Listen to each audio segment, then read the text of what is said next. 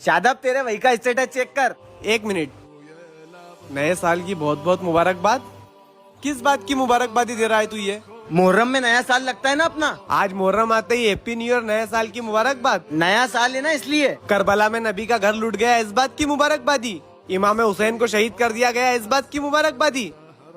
6 माह के मासूम अली असगर के गर्दन पे तीर मारा, इस बात की मुबारकबादी।